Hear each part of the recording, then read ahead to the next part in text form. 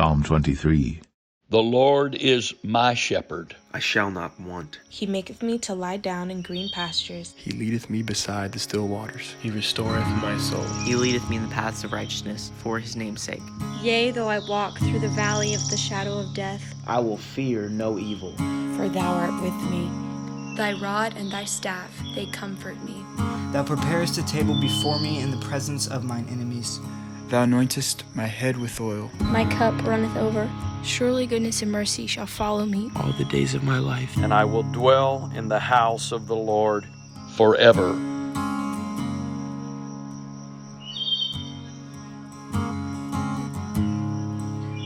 I have a question for you. When were shepherds allowed to be priests? How did a teenager in a field learn how to dwell in the house of the Lord? I mean, I'd like to meet the sheep that taught him how to do that.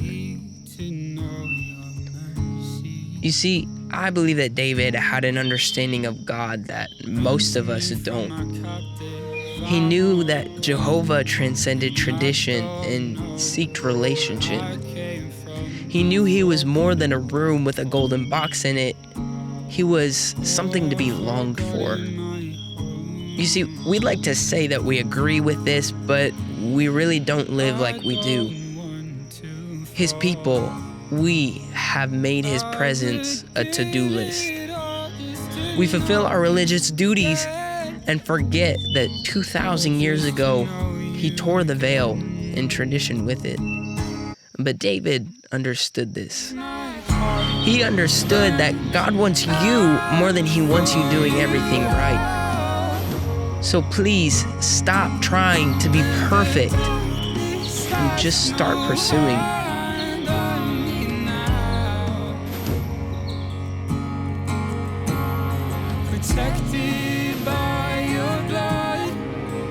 When you start taking steps towards the peak of that mountain, toward the call, towards the destiny, towards promise, all of a sudden you got all this baggage, but as you start the journey over time, the call of God will sanctify you in your pursuit.